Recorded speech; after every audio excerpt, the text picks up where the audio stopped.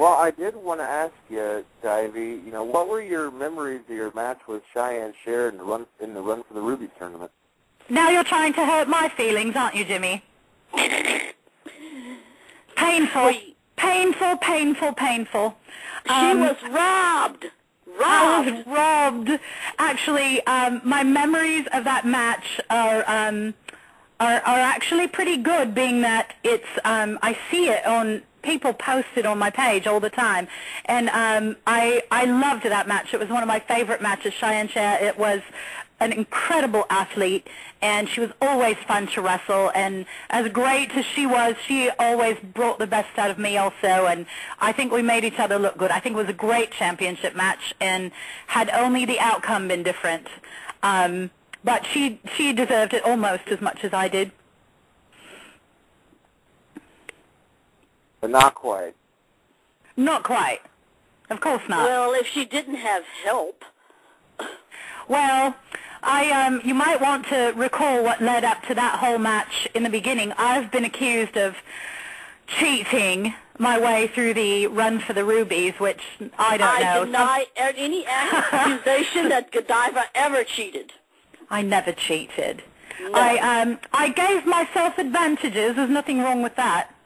I have another question. You appeared in the Grandmasters of Wrestling DVD managing Nikolai against Bam Bam Bigelow. What were your memories of that match? Well, that was a good card all the way back March 1st, 1997. I remember it well. And what was good about the card was so many people that they brought together at that time. That was even before Heroes of Wrestling. I think that was pretty much the idea.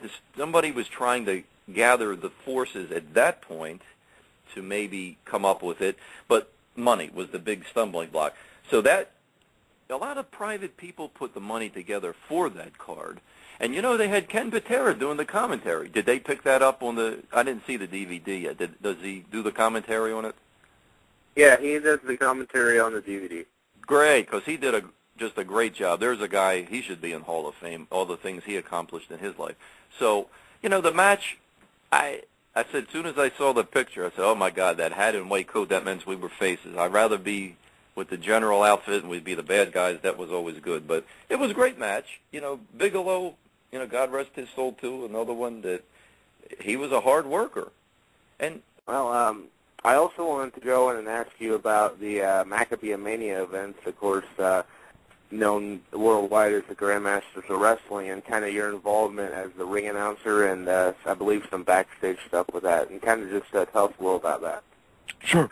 The way it originated was my cousin Jeff, who wrestled each time as a Mighty Maccabee, was actually an athlete in a different world. He's a world-class fencer. He was just captain of the U.S. Olympic team, and he also fenced competitively globally for many years. Also has a passion for wrestling.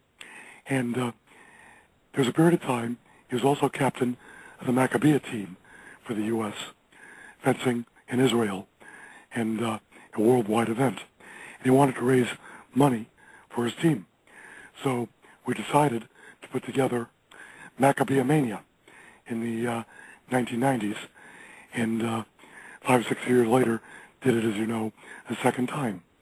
And concept was we did a pro wrestling show with a number of names from the past, people like Ken Patera, Dominic DeNucci, Iron Mike Sharp, the Iron Sheik, etc., and a couple up-and-comers who we knew, Ace Darling, who was terrific, and a couple of others.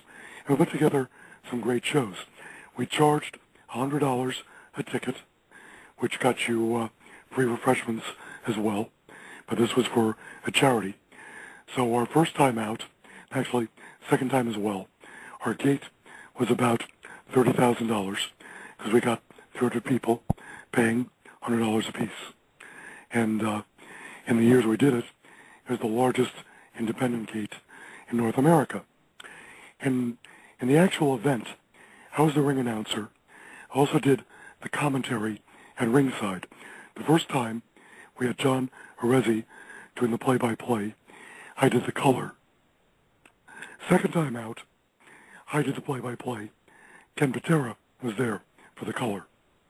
And I also did the ring announcing. But while I was doing this, the way we worked it, Iron Mike Sharp, who also wrestled, was handling things backstage, dealing with the wrestlers, keeping that going.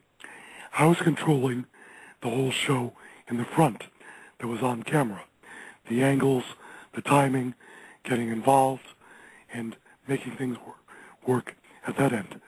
So between the two of us, we pretty much had it covered. And of course, Jeff had to do an angle each time and wrestled in the main event. The first time in a tag team match with Ken Patera as his partner against Mike Sharp and the Iron Sheik. And the second time, 5 years later, a grudge match against the Iron Sheik.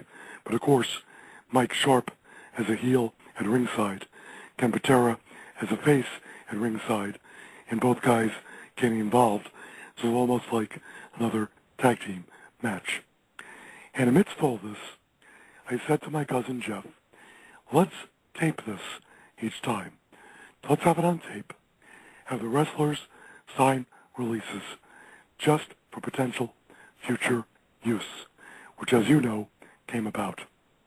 Go in a little bit more and talk about the whole EA MMA video game experience. You know, I've talked to a lot of people and a lot of wrestlers who have, you know, been in video games. Just what was it like to, you know, forever be enshrined in a video game? Well, just the fact that I'm going to be always immortalized. When I passed on, I'm going to be forever in a video game. The first time I saw myself in a video game, well, technically was on YouTube. I was just looking around, and because they played it at E3 convention, and I was the voice and the little guy in the screen. But then I went ahead and went to Best Buy, and I was walking by the big screen and saw myself, and I was like, wow, that's cool. Actually, somebody pointed it out to me, turned around, and I was like, wait, that's me. So it's just one of those things that you always, you know, I had to pause, like when I was watching on YouTube the first time, I actually had to pause it and think to myself, and I almost became emotional. And I know it sounds very weird, but I mean, when you think about what I've been through and the fact that, I mean, when I was a kid and I had pins down my spine through a nerve conduction study called an EMG, and my dad was right there at 12 years old, and I had to tell him, Dad, it's all right, you know, everything's going to be fine. And everything that I've gone through, and it's still today, the fact is I've accomplished so much and so many things have happened over this past year. I think that, you know, I think it's my just due to be able to soak it all in and say, wow, I think I've made it. Now, I did kind of want to get you to ask you about how did you get your job at doing the Discovery Card commercials? Well, like everybody else, you go to auditions, and what is interesting about this particular role that I got was that I never ever went for a audition for a commercial. You know, I am what you'll call a character actor, but and for me, I always thought that for me it would be a stretch to go for a commercial audition because I don't know much about acting in commercial, and amazingly it is different from TV and film. So something about the description of the role of the character, you know, made me actually go to the audition, and see, I was right because I got picked. And talk about, of course, my favorite film of yours, Keith, was Adventures in Babysitting. I just watched it the other day, actually. What was it like working in the film and with all the great actors that worked in it with you?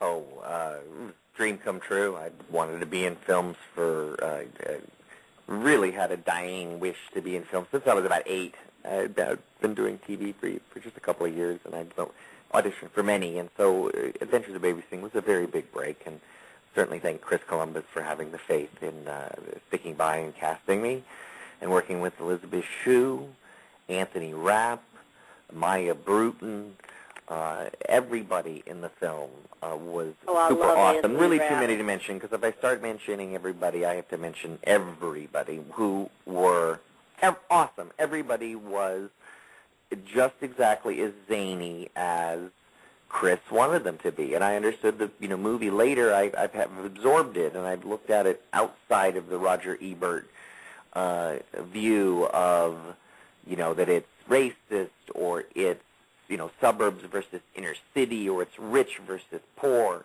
No, it's not that at all.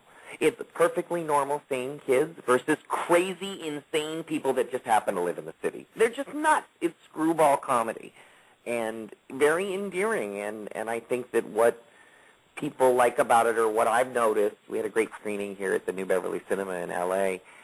Just last year, Adventures in Babysitting with Toy Soldiers.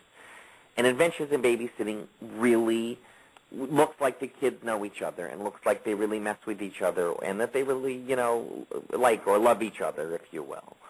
And that's we did. We were, all four of us kind of had to stick, and we're in the middle of this huge adventure, running around the streets of Toronto and Chicago, hanging off of this and that, and riding. Just it was crazy. It was a fun adventure. So and it was hard to have things live up to that. But I'm very grateful for, a couple of ones that actually did, whether they had money or not to be made. Even some of the smaller pictures, other ones like Toy Soldiers and Don't Tell Mom the Babysitter's Dead and Cousins, to me stick out as the same kind of experience I had on Adventures of Babysitting. It just really clicked. Everybody had fun, and we knew we were working on something that we'd like to watch, And so it is. They're watchable for me. I don't mind watching. I'm running into actors who were like, "Oh, I can't watch my stuff," or, "Oh, yeah, sometimes it's hard," and you